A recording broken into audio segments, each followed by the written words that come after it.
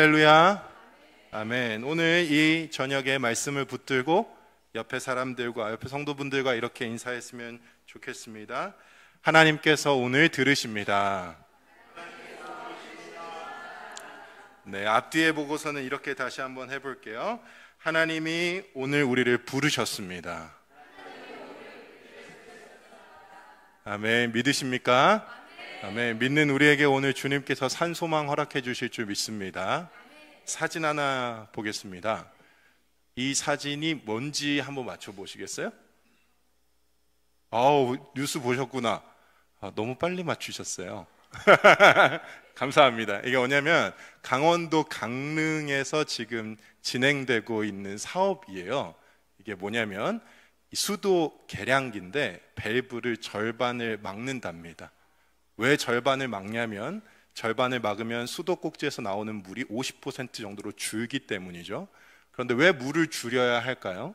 이렇게 지금 호우로 피해를 전국적으로 입었는데 강릉은 역대 최악의 가뭄을 겪고 있다고 합니다. 그래서 오늘 8월 20일인데 25일 이후면 물이 끊긴다고 합니다.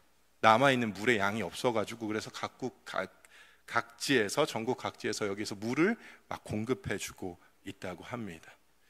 이 물이요, 비가 내리지 않으면, 너무 많이 내려도 문제지만 비가 내리지 않으면 우리의 삶에 굉장히 큰 타격을 줍니다.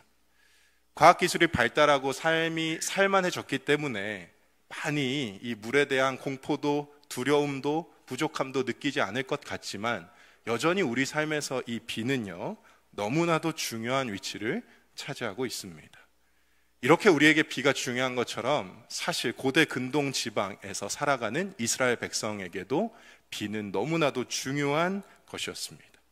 신명기 11장 14절에 보면 하나님께서 무엇이라고 말씀하시냐면 이스라엘 백성들이랑 언약을 맺을 때에 하나님이 이런 하나님이 되어주겠다라고 하셨는데, 우리 약속의 말씀 우리의 말씀으로 받으면서 같이 읽어보겠습니다. 여호와께서 너희의 땅에 이른 비 늦은 비를 적당한 때에 내리시니 너희가 곡식과 포도주와 기름을 얻을 것이요. 말씀을 잠깐 걸어주시고요. 우리가요, 한 가지 확신해야 할 게 있어요. 기복주의 신앙에 대한 폐해가 한국 교회를 휩싸고 있어서 거기에 대해 경계하는 목소리들이 많지만 기본적으로 하나님은 어떤 분이시냐면 우리에게 곡식과 포도주와 기름을 주기를 원하시는 분이십니다. 믿으십니까? 아멘. 하나님은 그의 자녀들에게요, 구두쇠가 아니에요. 아끼는 분이 아니에요.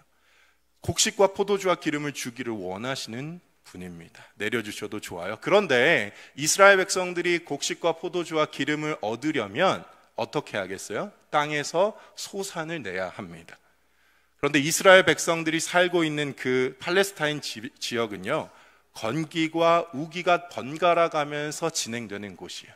그래서 건기 때는 곡식을 추수할 수 없기 때문에 건기의 끝자락에 곡식을 심어서, 그리고 우기가 지나서 우기의 마지막에 곡식을 추수하고 다시 건기로 들어가는 거예요.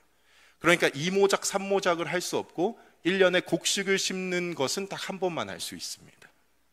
그런데 가장 중요한 게 무엇일까요? 건기가 끝나고 땅에 이른 비가 내려줘야 돼요.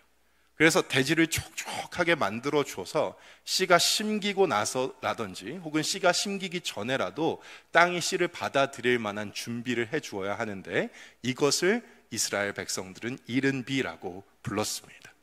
그래서 계절상으로는요, 가을이에요. 10월, 11월 사이에 쭉 3월부터 시작되는 건기가 9월, 10월에 마치기 때문에 10월, 11월에는 비가 와줘야 합니다. 그리고 나서 우기가 지나가면서요, 우기의 마지막에, 우기라고 해서 매일 비가 오진 않아요. 그냥 건기보다 덜 건조한 때라고 생각하시면 되는데, 시간이 쭉 지나고 파종을 하고 씨가 자라나서 언제 추수를 하냐면 한 5, 6개월 뒤에 추수를 하는 거예요. 빠르면 3, 4, 5개월 뒤에. 그러면 추수하기 직전에 어떻게 돼야 되냐면 곡식이 자랄 때 마지막에 물이 땅을 흠뻑 적셔줘야만이 이 곡식들이 튼튼하게 자라서 추수할 열매의 상태를 맞이할 수 있게 되는 거예요. 그래서 그 추수하기 직전에 건기가 시작되기 전에 우기의 마지막에 내리는 비를 늦은 비라고 하고, 이 늦은 비가 3월, 4월, 빠르면 2월, 3월 사이에 내려서 이것을 늦은 비, 봄비라고 합니다. 그러니까 가을 비가 이른 비이고 봄비가 늦은 비예요. 하나님은요, 이스라엘 백성들에게 내가 너희의 하나님이 되고 너희가 나의 하나님이 되는 것을 내가 무엇으로 너희에게 보여주고 확증하겠냐면, 너희가 이집트 땅에서 가나안 땅, 이스라엘 땅으로 들어갈 때 그곳에서 내가 약속한 이른 비와 늦은 비를 가지고 너희들의 곡식과 포도주와 기름이 끊이지 않겠다고, 그래서 너희들의 생명이 끊기지 않을 거라고 약속을 하셨습니다. 그래서 우리는 이걸 구해야 돼요. 신앙생활하면서 하나님께 이른 비와 늦은 비를 달라고 기도를 하시잖아요. 그런데 어떤 분들이 이제 이른 비와 늦은 비를 이렇게 생각하실 수 있는 거예요. 좀 내가 일이 준비되기 전에 은혜를 주시고 준비한 다음에도 은혜를 주시고 뭐 그렇게 은혜로 받을 수도 있겠습니다만은, 사실은 이른 비와 늦은 비가 우리의 신앙생활에서도 모두 필요한 거예요. 주일날 우리에게 허락해 주신 목사님의 말씀, 하나님께서 목사님 통해서 우리에게 주신 주일 말씀을 빗대어 보면 어떻게 될까요? 인생이란 것에 대해서 설명 많이 해주셨는데, 이 인생이라는 것이 내가 주인공이 되는 것이 아니라 하나님이 이른 비와 늦은 비의 사이에서 우리를 인도하셔야만이 우리의 인생에 하나님의 복의 인생이 시작되는 거예요. 그러니까 어떻게 생각하면 또 이른 비는요, 우리가 얻은 구원, 그리고 늦은 비는 이루어야 할 구원일 수도 있어요. 크게 구속사의 관점에서 보면 말이에요. 그러니까 두 개 다 중요한 거예요. 자, 그런데 오늘 본문에 보니까 스가랴 10장 1절은 이렇게 출발을 합니다. 봄비가 올 때에 여호와 곧 구름을 일게 하시는 여호와께 비를 구하라, 이렇게 이야기합니다. 지금 스가랴 말씀이 전해지고 있는 이스라엘 백성들이 건기와 우기 어느 때를 지나가는지 우리는 알 수가 없어요. 성경에서는 전혀 힌트를 주고 있지는 않지만, 어쨌든 봄비를 달라고 이야기할 때 이 봄비는 늦은 비를 이야기하는 것이기 때문에 이스라엘 백성들이 추수하기 직전에 받아야 하는 비를 의미하는 거예요. 추수하기 직전에 받아야 하는 비가 포로 생활에서 돌아와서 다시 이스라엘 백성들이 정착을 시작하려고 하는 그들의 고향 땅에 내려야 할 이유가 무엇일까? 2절 말씀은 그것을 우리에게 설명해 주고 있는데, 10장 2절 말씀은 이렇게 이야기합니다. 드라빔들은 허탄한 것을 말하며 복술자는 진실하지 않은 것을 보고 거짓 꿈을 말한즉 그 위로가 헛되다. 오늘 본문의 순서를 보시면 봄비 이야기를 하다가 갑자기 드라빔 이야기를 꺼냅니다. 저 앞뒤가 맞지 않잖아요. 봄비에서 원래 나와야 할 것은 곡식과 포도주와 기름인데 왜 하나님은 드라빔과 복술가, 점쟁이 이야기를 하실까? 하나님은 이런 거예요. 이스라엘 백성들이 곡식과 포도주와 기름으로 그들의 영이 충족되어서 이 육신의 생명이 이어지는 것도 굉장히 중요하게 생각하시지만, 지금 포로에서 귀환돼서 이스라엘 백성들의 상태를 하나님께서 점검하시니까 어떠냐면, 먹고 사는 문제도 물론 문제가 있지만 그것보다도 더 중요한 것은 70년간 바벨론의 포로가 되어서 있다가, 그리고 이를 이어서 메데바사, 페르시아라는 최대 강국이 바벨론을 무찌르고 이스라엘 백성들의 주인이 되었을 때, 세상의 주인이 되었을 때 그들이 하나님을 예배하지 못했던 거예요. 그러니까 이들의 영적인 생명이 어떻게 되었겠습니까? 이들은 하나님과 관계를 맺지 못하는 인생들로 전락해 버린 것이에요. 육신의 생명도 매우 우리에게 중요한 일이지만 하나님께서는 육신의 생명과 그 안에 있는 그 영혼의 영적인 생명에 너무나도 관심이 많으신 분이에요. 그러니까 이스라엘 백성들이 포로된 곳으로 돌아와서 이들이 다시 한번 고향에서 자기 땅을 재건하려고 할 때에 하나님께서 봄비를 너희에게 부어주고 싶다라고 말씀하시는 것은 그들이 다시 하나님과 아버지와 자녀의 관계를 이루어 가는 것을 하나님은 원하신다, 이 말입니다. 그런데 그것을 무엇이 방해하고 있느냐? 지금 드라빔과 점술가들, 점쟁이들이 방해하고 있다는 것입니다. 드라빔은 무엇일까요? 우리가 야곱 에피소드에 보듯이 라헬도 자기 집 라반의 집에서 나올 때에 드라빔을 가지고 나와서 숨겼는데, 이 드라빔은 작은 조각상 조각상이에요. 그런데 이 작은 조각상이 이방의 신들의 모습을 하고 있는 거예요. 그래서 그 드라빔을 집안 곳곳에 놔두면서 그 드라빔에게 절하고 인사하고 어떤 일을 결정해야 할 때 드라빔 앞에서 고민하고 지혜를 얻는 이방의 풍습이 있었습니다. 그래서 그 드라빔을 놓고 사람들이 다 마음의 안정을 찾아요. 왜 그런 행위들을 했을까요? 그들의 쭉 전통이 하나님이 아니라 이방신들을 섬기는 사람들이 자신의 선택을 정확하게 판단 내리지 못하고 내가 이 드라빔을 통하여 드라빔을 믿는 사람들의 세계관과 문화 안에서 결정하는 것들로 인하여 살아간다는 것입니다.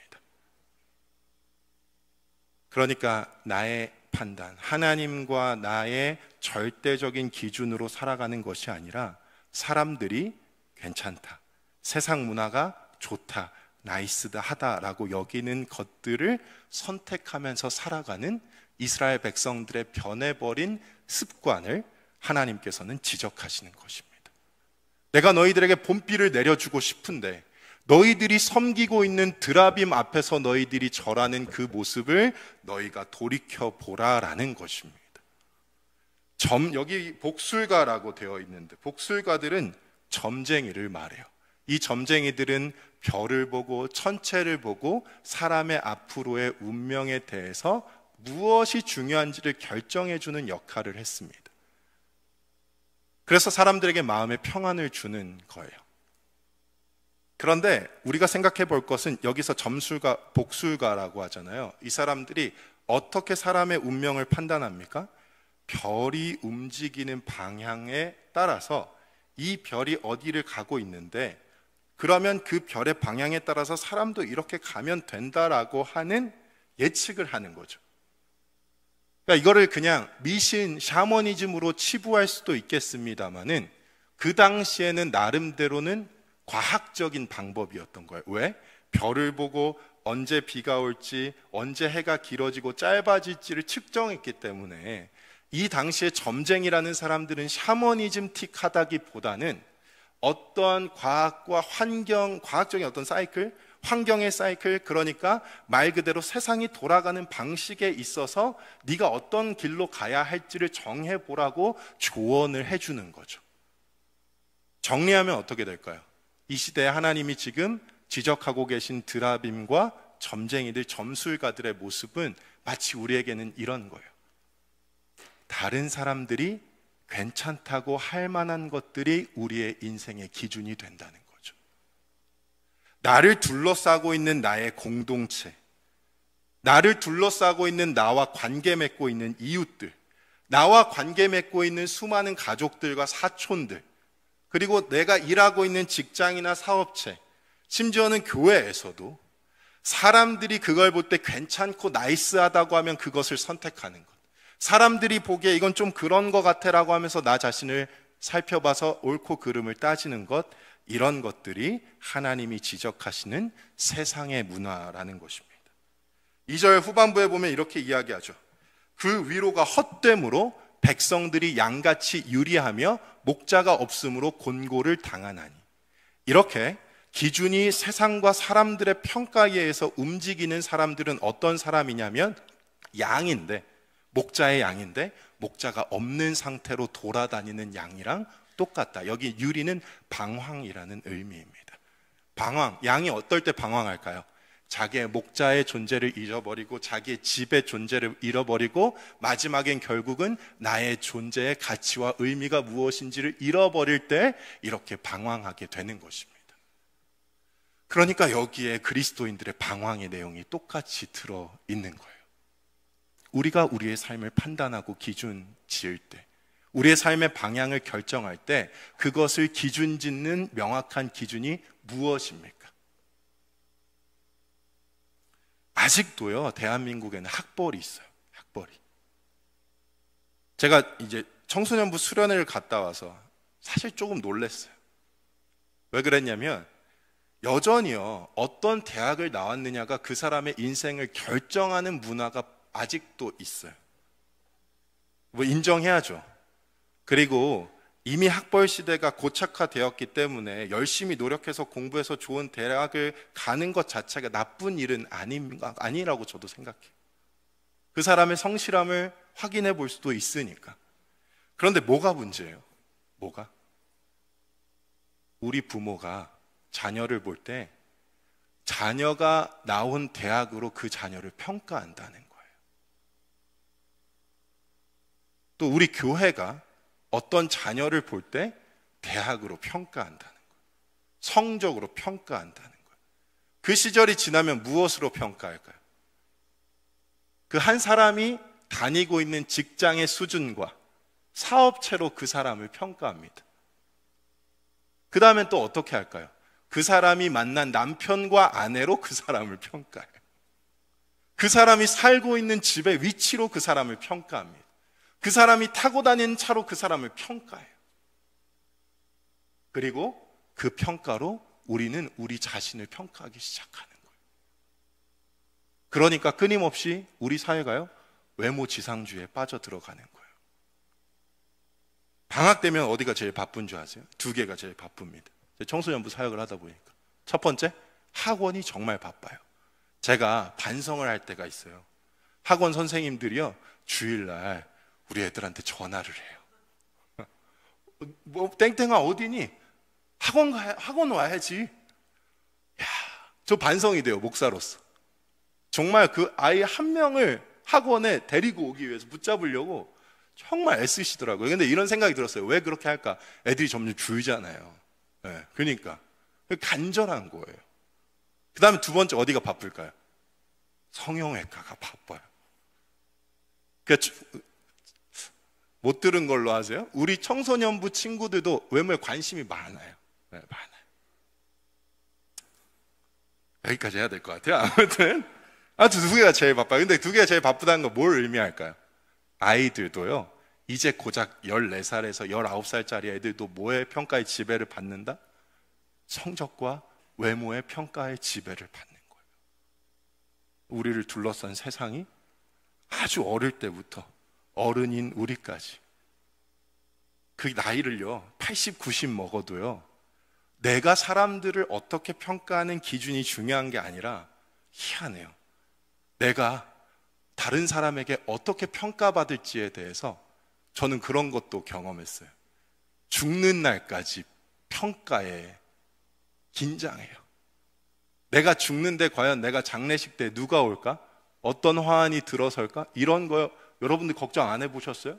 인간이라면 누구나 다 그 지점에 대한 걱정이 있다고요. 그래서 화환이 쫙 깔린 장례식장이면 잘 산 거예요? 화환이 못 깔렸으면 못 산 거예요? 여러분, 그렇게 인생이 평가돼서는 안 되잖아요. 그런데 세상의 방식이 그러한데 문제는 오늘을 살아가고 있는 우리도 그 평가의 방식으로 나와 내 삶과 내 가정과 우리 교회를 평가하고 있다는 것입니다. 하나님 무엇이라고 말씀하세요? 너희에게 내가 본비를 내려주고 싶은데 너희의 상태가 지금 그렇다는 걸 너희는 알고 있니? 라고 물어보십니다. 민수기 11장 14절에서 우리가 확인했잖아요. 하나님께서 우리에게 곡식과 포도주와 기름을 주기를 원하시는 분인데, 근데 하나님은요 만만한 분은 아니죠. 어떻게 단서를 다루셨을까요? 신명기 11장 16장 16절 17절에 정확히 이렇게 이야기하십니다. 우리 같이 읽어볼게요. 너희는 스스로 삼가라. 두렵건대 마음에 미혹하여 돌이켜 다른 신들을 섬기며 그것에게 절함으로 여호와께서 너희에게 진노하사 하늘을 닫아 비를 내리지 아니하여 땅이 소산을 내지 않게 하심으로 너희가 여호와께서 주신 아름다운 땅에서 속히 멸망할까 하노라. 하나님 무엇이라고 말씀하십니까? 너희가 스스로 삼가래요. 무엇을 삼가요? 마음을 미혹하여 돌이켜 다른 신들을 섬기며 그것들에게 절하는 것을 삼가라고 말씀하십니다. 왜 삼가야 되고 왜 절하지 말아야 돼요? 여호와께서 진노하셔서 하늘을 닫아서 비를 내리지 아니하신대요. 땅이 말라서 소산을 내지 않게 하시겠대요. 왜? 여호와께서 주신 아름다운 땅에서 멸망하게 하시겠대요. 왜? 하나님이 모든 판단과 평가의 기준이 되셔야 하는데 사람은 하나님을 하나님으로 여기지 아니하고 세상을 하나님으로 여기기 때문에, 혹은 나를 하나님의 자리에 갖다 놓기 때문에 하나님께서 나에게 주시려는 모든 곡식과 포도주와 기름이 막히게 된다는 것입니다. 하늘은요 열려 있어요. 우리를 향해서 하나님 열어주셨어요. 그런데 하나님은 그 하늘도 닫겠다. 하늘 닫겠다는 건요, 이른 비와 늦은 비를 내리지 않겠다는 거예요. 창세기 1장에 보면 하나님이 하늘을 어떻게 여십니까? 위궁창과 아래궁창을 만드시는 거예요. 위궁창과 아래궁창에 다 무엇이 있습니까? 물이 있어요. 물이.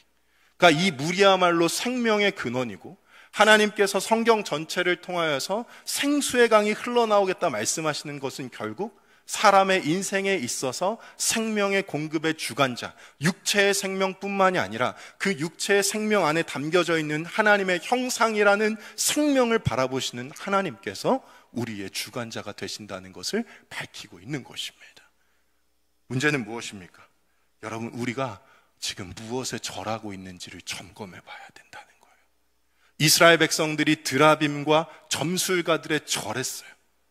그들이요 포로에서 귀환해서 돌아왔단 말이에요. 70년 동안 포로를 겪었어요. 이스라엘 백성은 사실요 엄청나게 잘 나가던 국가였어요. 물론 마지막에는 좀 망가지긴 했지만 다윗과 솔로몬의 때를 지나면서요 그들이 전략적으로 아주 요충지에 있었거든요. 팔레스타인 지역은요 지중해에서 유럽과 아프리카와 아시아를 모두 접경하고 있는 지대입니다. 여기가 어떤 지대라는 거예요? 모든 물류가 팔레스타인 지방을 지나서 간다는 거예요.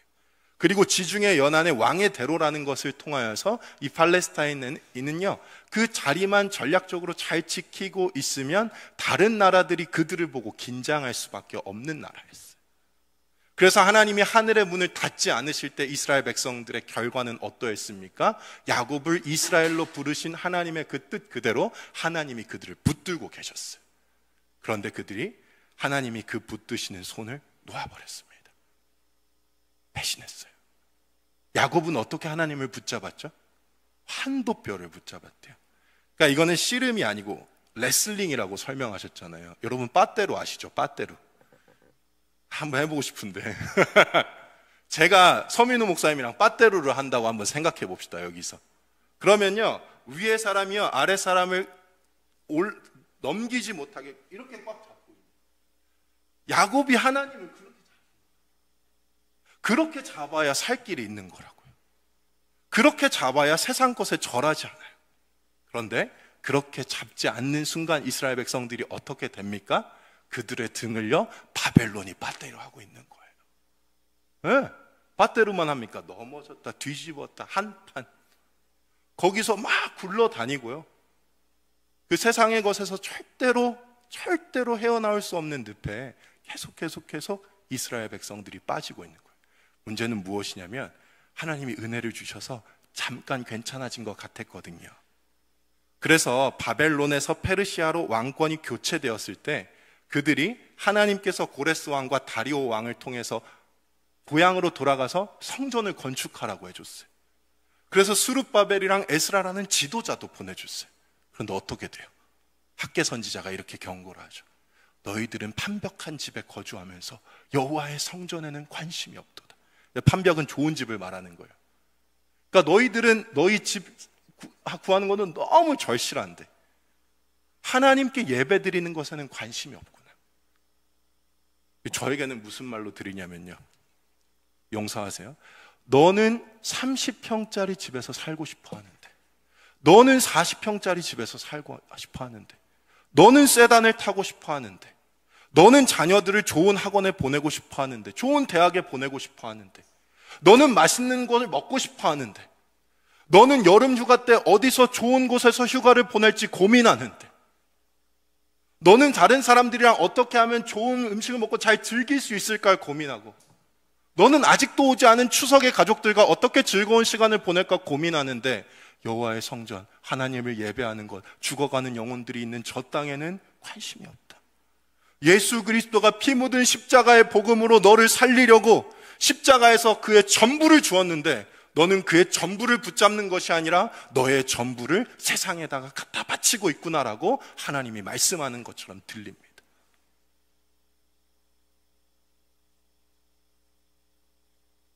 그런 것이 우리의 인생의 불행인 거예요.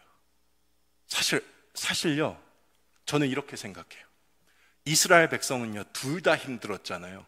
육적인 것도 채우지 못해서 힘들었고 영적인 것도 갈급함을 채우지 못해서 힘들었는데, 저는 하나님이 큰 은혜를 주셔가지고 대한민국에서요, 그냥 솔직히 말해볼게요. 그 밥을 굶는 사람들의 퍼센트는 절대적으로는 전 줄었을 거라고 생각해요. 그러니까 절대적 빈곤의 상태가 몇 프로인지 어려운 분들이 있죠. 저도 어려운 시절을 지났고, 그런데 정말 물을 못 먹고 쌀밥을 못 먹고 한 끼를 못 먹어가지고 고통받는 거는 어느 정도는 국가가 시스템을 만들었다고 생각해요. 그러니까 절대적 빈곤은요. 근데 이거를요, 하나님이 우리에게 주신 축복이라고 우리가 생각하느냐, 그건 모르겠어요. 저도 그렇고.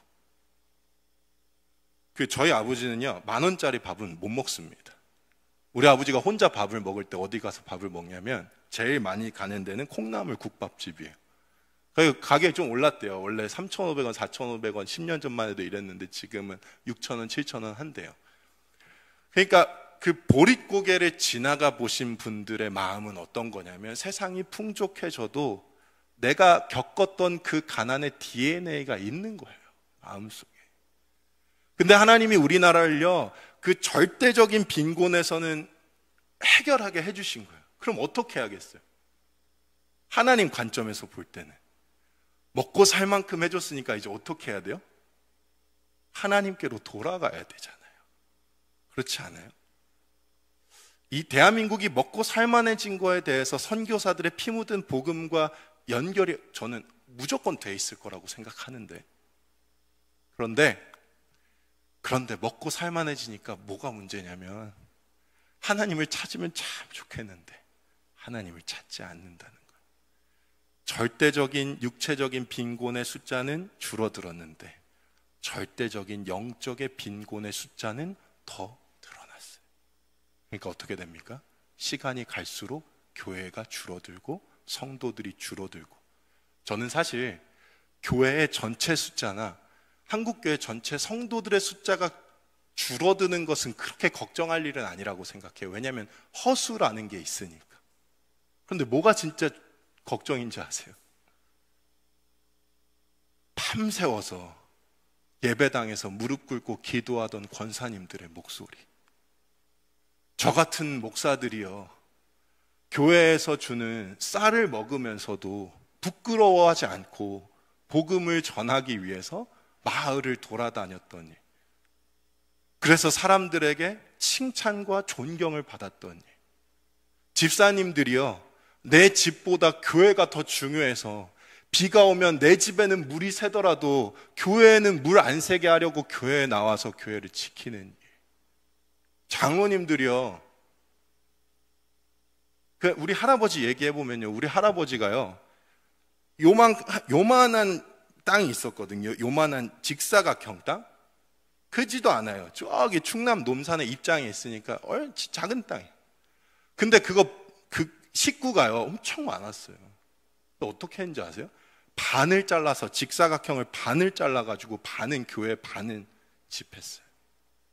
그러니까 옛날 장로님들은 내 땅을 팔아서 교회에 내더라도 하나님의 성전이 세워지니까 기뻤던 거예요. 그런 신앙의 순수함이 있었잖아요. 어린 아이들 다음 세대를 보면서 아이들을 혼내지 않았어요. 아끼고 품어주고 끝까지 받아줬어요. 막 평가하지 않았어요. 지금 우리는 어떻습니까? 진짜로 하나님만 사랑하는 하나님의 성도들이 지금은 어디에 있는가? 물론 전 너무 기뻐요. 더드림 사랑의 교회가 그런 성도분들의 헌신으로 여기까지 왔다는 걸 전 믿어요. 그런데 한국교회 전체를 봤을 때, 또 저를 봤을 때 너무나도 주님이 마음 아프실 것 같아요.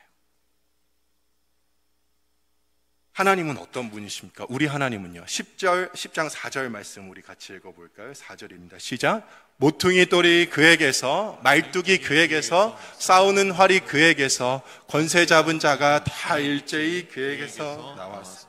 그런데 주님은 무엇이라고 말씀하시냐면요, 3절 말씀해 보면 이래요. 너희가 드라빔과 점술가들을 따라가가지고 목자 없는 양같이 유리하다고 했잖아요. 그리고 너희의 목자로 세워진 이스라엘 백성들 안에 있는 지도자들도 내가 너무 토할 것 같고 내가 너무 화가 난다고 하거든요.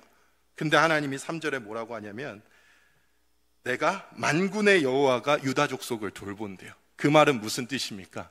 이제 하나님이 우리의 목자가 되어주시겠다는 거예요. 이제 그러한 영적인 빈곤에 있는 상태에 있는 우리를 보시고 불쌍히 여기셔서 하나님은 어떻게 하시냐면 우리를 버리고 죽이는 길로 가게 하는 것이 아니라 당신이 우리의 직접 목자가 되겠다고 말씀하십니다. 그래서 그 목자의 역할을 주님은 3개로 말씀하세요. 모퉁이 돌, 말뚝, 싸우는 활. 모퉁이 돌은요, 주춧돌이에요. 그러니까 코너스톤이라고 하는데 건물이 있을 때 건물이 이쪽 방향과 이쪽 방향이 만나는 지점에다가 가장 기초에 두는 돌이에요. 하나님이 그런 이스라엘 백성들의 목자가 되어주셔서 그들 안에서 하나님이 하시는 첫 번째 일은요, 기초를 세우시는 일이에요. 우리의 영적인 기초가 다 무너졌을 때, 우리의 믿음의 기초와 신앙의 기초와 예배의 기초가 다 망가졌을지라도 우리에게 희망이 있는 이유는 하나님께서 다시 그런 우리의 모퉁이 돌을 붙들어 주신다는 것입니다. 2번째, 말뚝이에요. 말뚝을 나오게 하겠다. 이건 무엇이냐? 말뚝은 박아놓고 움직이지 못하게 선을 정하는 거예요. 그러니까 뭐예요? 박아놓고 인내할 수 있도록, 끝까지 참고 견딜 수 있도록 하나님이 힘이 되어주신다는 거예요. 왜? 인내하지 못해서 포로가 됐으니까. 싸우는 활은 무엇입니까? 싸우는 활은요, 활을 쏘려면 뭐가 있어야 할까요? 화살이 있어야죠. 그죠? 화살이 있어야 되는데 활과 화살을 쏘려면 뭐가 있어야 될 것 같으세요, 여러분? 힘이 있어야 될까요? 힘이 있어야 될까요? 아니요. 용기가 있어야 돼요. 왠지 아세요? 적이 나에게 다가오고 있을 때 활을 쏘는 거예요. 그러니까 내 이 활을 가지고 저 적을 맞춰서 죽일 수 있는 용기가 없으면 못 쏴요. 왜? 쏘지 못해서 못 맞춰봐요. 당기는 시간 동안에 적은 나를 향하여 삼키는 거예요. 용기가 필요해요. 그래서 활은 용기를, 용사를 의미하거든요. 우리가 세상의 그 영적인 빈곤의, 절대 빈곤의 상태에 있을 때 하나님은 우리에게 무엇을? 용기를 주시겠다는 거예요. 사랑하는 성도 여러분, 무엇이 부족하세요? 기초가 부족하십니까? 인내가 부족하세요? 용기가 부족하세요? 저는 셋 다 부족하죠. 그래서 송구스럽죠. 그러나 우리 주님이 무엇을 말씀하십니까? 오늘 나에게 예배하기로 돌아온다면 내가 오늘 이 밤에 우리에게 봄비를 내려서 너희를 다시 한번 모퉁이 돌과 말뚝과 싸우는 활이 되어주겠다 말씀하시는 것입니다. 사랑하는 성도 여러분, 그리고 이 3가지를 누가 하셨어요? 누가 우리의 모퉁이 돌이 되셨죠? 예수 그리스도. 누가 우리를 주 하나님께 끝까지 붙들리게 하시는 말뚝이 되셨습니까? 예수 그리스도. 누가 우리에게 용기를 주셔서 구원의 투구와 성령의 검을 들고, 말씀의 검을 들고 하나님의 나라를 위하여 나가게 하셨습니까? 예수 그리스도가 대장 되시는 거예요. 그러니까 우리의 신앙생활의 진정한 봄비는 언제 오는 것입니까? 예수 그리스도가 그런 절대적인 영적의 빈곤의 상태에 있는 나를 위해서, 세상의 평가가 너무나도 중요해서 그 평가를 충족시키는 인생으로 나의 삶을 데려가려고 하는 나에게 예수가 찾아오셔서 내가 하나님을 붙들던 것을 포기하고 놓아버렸을 때, 그 뒤에서 세상이 나를 업어서 세상이 나를 끌어당겨가지고 이리저리 휘두를 때 다시 예수 그리스도께서 그런 세상과 나를 끌어안으셔서, 한 번에 다 끌어안으셔서 십자가에 못 박혀 죽으셔서 그 보혈에 철철 흘러내리는 피로 우리의 썩어져가는 물은 고이면 썩잖아요. 그 고여있는 물을 예수 그리스도의 보혈의 능력으로 다시 한번 새롭게 하시는 줄 믿습니다. 아멘. 그런데 여러분, 우리가 내용이 너무 많지만 하나만 해결했으면 좋겠어요. 그 예수 그리스도가요, 우리에게 오시면요, 어떤 일이 일어나냐면 10장 11절 말씀에 보면 이렇게 말씀하세요. 내가 그들이 고난의 바다를 지나갈 때 바다 물결을 치리니 나일의 깊은 곳이 다 마르겠고. 여러분, 그래서 우리가요, 그 세상의 것에 휘둘리지 않고 예수께 딱 붙잡혀 있으면 무슨 일이 일어나냐면, 여기 보면 고난의 바다를 지나갈 때 바다 물결을 친대요. 이게 뭐냐면 세상이 우리에게 이렇게 파도를 치면서 막 올 때에 하나님이 어떻게 빵 치면 모든 것이 잠잠해지게 만드시겠다. 우리를 삼키려고 하는 어떤 파도의 높이라도요, 하나님은요 절대로 가만히 내버려 두시지 아니하시고 그 파도를 빵 쳐서 없애버리신다는 거예요. 여러분, 인간은 고난과 파도 앞에서는 너무나도 나약합니다. 제가 우리 정혁이하고요 워터파크에 간 적이 있습니다. 올해 하루를 딱 내가지고. 워터파크에 가면 뭐가 있는지 다 아실 건데 파도풀이 있어요. 파도풀 타보셨어요? 파도풀 이렇게 붕붕 하면 저기서 붕 하고 백고동 소리가 들립니다. 맨 앞에서. 백고동 소리가 들리면 어떻게 될까요? 파도가 물이요 막 이렇게 오는 거예요. 그래서 맨 앞은 수심한 2.4m 정도.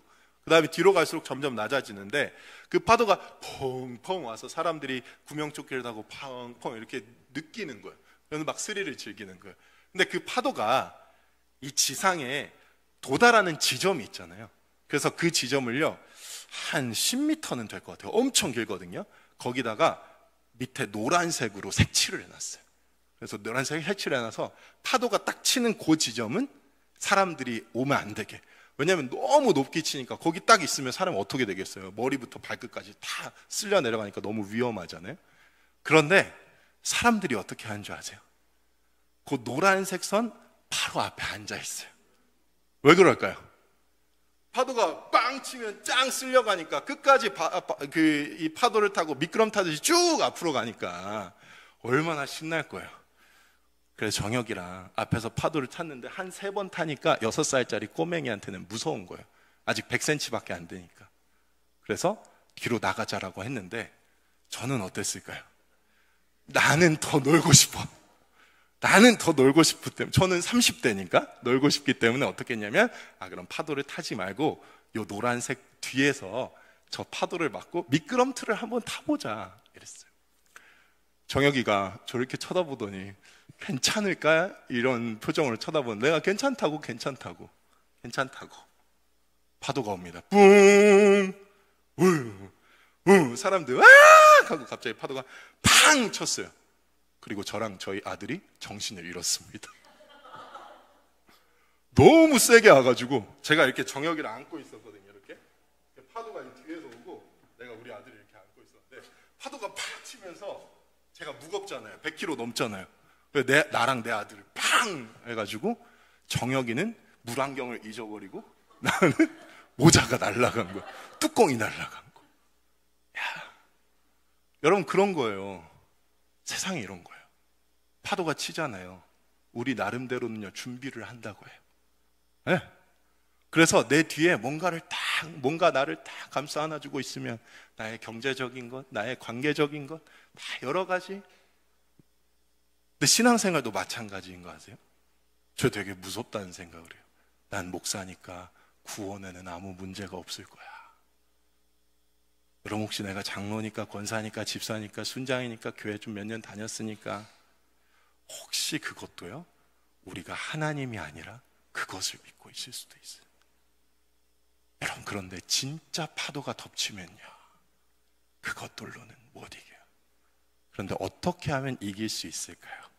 그 노란색 파도에서요 이길 수 있는, 버티는 사람들이 딱 한 명 있어요. 누군지 아세요? 라이프 가드. 그 사람들은요 훈련받은 사람들이에요. 그래서 파도가 아무리 와도 그 파도를 탈 줄도 알고 파도의 길을 알아요. 그래서 그 사람들이 착용하고 있는 게 있습니다. 라이프 가드들이 흰 바나나 보트 같은 구명 보트를 쫙 이렇게 메고 있어요. 그래서 파도가 탁 치잖아요. 그럼 어떤 사람들이 노란색 선 안에서 못 나갈 거 아니에요. 그럼 그 사람들 가가지고요 그 라이프 가드의 몸을 가지고 튜브를 가지고 꽉 안아줘요. 그럼 어떻게 되는지 아세요? 파도를 타요. 파도를 절대로 밖으로 밀려나가지 않아요. 우리에게 예수 그리스도가 그런 분이에요. 여러분, 누구를 타고 계십니까? 누구를? 10장 1절에 보면요, 본문이 한 가지 비밀을 우리에게 이야기해 주고 있어요. 1절 말씀 한 번만 더 읽을게요. 시작. 봄비가 올 때에 여호와 곧 구름을 알게 하시는 여호와께 비를 구하라. 우리에게 소낙비를 내려서 밭의 채소를 각 사람에게 주시리라. 먼저 저는요, 오늘 이 밤에 우리가 한 가지의 기도 제목은 꼭 이루었으면 좋겠습니다. 그게 무엇이냐면, 우리를 붙들고 계시는 십자가의 예수님께 붙잡혀서, 여러분, 밭의 채소를 각 사람에게 주신다고 하잖아요. 이 말은 하나님이 각 사람의 밭을 보고 계시다는 거예요. 각 사람의 인생을 주의하여 집중하여 보시고, 저 서은성 목사에게는 어떤 채소가 필요하지? 어떤 충만이 필요하지? 우리 장로님에게는, 우리 권사님, 우리 집사님에게는 어떤 것이 필요하지? 하나님 다 알고 계세요. 주실 거예요. 근데 하나님이 하나는 얘기하세요. 봄비가 올 때에 무엇 하라고요? 여호와께 비를 구하라. 하나님은요, 사실 비는요, 하나님이 내리시는 거예요. 우리가 구하는 것과 상관없이 하나님은 비를 내리십니다. 강릉에서요, 물이 너무 많이 안 와서 벌써 기우제를 2번 지냈답니다. 비가 안 오잖아요. 인디언 기우제 들어보셨어요? 인디언들은 기우제 하는데 100% 다 응답받습니다. 왜 그럴까요? 비가 올 때까지 기도를 하기 때문이래요. 기우제를 비가 올 때까지. 그런데 우리가 하나님께 구하는, 비를 구하는 기도는 그런 성질이 아니에요. 하나님께서 비를 내려주시고 주관하시는 분이지만 우리에게 왜 비를 구하라고 하실까요? 12절 말씀입니다. 우리 같이 읽겠습니다. 시작. 내가 그들로 나 여호와를 의지하여 견고하게 하리니 그들이 내 이름으로 행하리라. 나 여호와의 말이니라. 무슨 뜻입니까? 우리가요, 봄비를 주시는 그 하나님께 구할 때 우리의 내면에서 어떤 일이 일어납니까? 절대적으로 영적인 빈곤에 있던 우리의 상태가 이제는 여호와 하나님을 의지하는 상태로 변하게 된다는 것입니다. 그래서 우리가 하나님의 이름으로 행할 수 있게 된다는 것이에요. 이것이 무엇입니까? 하나님께서는요, 우리가 이전까지는 여러 바벨론의 포로요, 메데바사의 포로요, 세상과 드라빔과 점술가의 포로요, 세상의 포로였던 우리가 이제는 어떻게 되냐면, 주님이 봄비를 주실 때에 목자가 새롭게, 그래서 모퉁이 돌과 말뚝과 화살이 우리에게 주어질 텐데, 그런데 그것이 우리에게 그냥 주어지는 것이 아니라 우리가 여호와께 비를 구할 때에 그것들이 하나님으로부터 공급되는 기쁨이 무엇인지를 우리의 삶에 회복시켜 주신다는 거예요. 여러분, 진짜 기쁨은 뭐예요? 내가 구해가지고 하나님께서 나의 돈의 문제를 해결해 주는 거, 사람의 문제를 해결해 주는 거, 교회 문제, 가정의 문제 해결해 주는 거 좋죠. 그런데 잠깐이에요. 여러분 다 그런 기억 있으시죠? 저도 하나님께 정말로 매달려가지고, 특별히 우리 아이가 어릴 때 1살도 안 됐을 때, 애는 태어났는데 7평 빌라에서 갈 데가 없어요. 애 어떻게 키우지? 우리 와이프랑 저랑요, 안 되겠어서 그걸 우리 와이프가 임신하고 있었을 텐데 어떻게 해야 되지? 학교에 채플에 가서 기도하고 내려왔는데요, 글쎄 뭐라고 하는지 아세요? 집주인이요, 너네 4층 7평짜리 살고 있는데 그냥 5층에 방 2개까지 올라가서 살라 그러더라. 그래가지고요, 제가 진짜로 미친 듯이 기쁘게 뛸치면서 거의 5층 올라가가지고 5층 문 앞에 잡고, 하나님 감사합니다. 내 평생 다 하나님의 것이에요. 그랬어요. 그때 몇 개월이 지나니까 무슨 생각이 들어요? 야, 13평이 좁다. 야, 애가 장난치니까 13평이 좁다. 에어컨 있는 집에서 살고 싶다. 인간이 그렇잖아요, 여러분.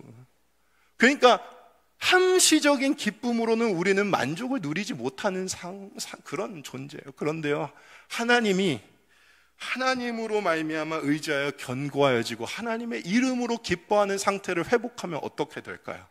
어떤 상황과 한평과 아무 상관이 없어요. 오직 주님으로 인하여 기쁘고 만족하는 그 상태. 세상은요, 뭐 불교도 황홀경 이런 말 하더만요. 그런데 진짜 황홀경이 뭐예요? 우리의 주인 되신 예수 그리스도께서 우리의 대장 되셔서 나를 붙들고 계시다는 그 사실 때문에 감격할 수 있으면, 여러분, 그 기쁨이 우리의 심령에 회복된다면 우리가 과연 뭐 때문에 흔들리겠습니까? 이 말입니다. 요한복음 16장 24절, 오늘의 말씀의 마지막 구절인데요, 이렇게 이야기하죠. 지금까지는 너희가 내 이름으로 아무것도 구하지 아니하였으나 구하라, 그리하면 받으리니 너희 기쁨이 충만하리라. 하나님은 당신의 이름을 우리 안에 회복시키시고 당신의 형상을 회복시키셔서 우리에게 당신의 그 기쁨, 저기서 기쁨이요 파라라는 거고요, 충만은 플레로라는 것인데, 이게 무슨 뜻이냐면 예수님이 베드로에게, 요한에게 했던 말 그대로예요. 내가 누리고 있는 기쁨을 너희에게 충만하게 해주겠다, 이 뜻이에요. 이 밤에 삼위일체 하나님께서만이 누리고 있는 그 기쁨이 우리 안에 회복되어서 봄비가 올 때에 그 하나님의 놀라우심을 찬양할 수 있는 저와 여러분들의 인생이 되기를 우리 주님의 이름으로 간절히 소망합니다. 아멘.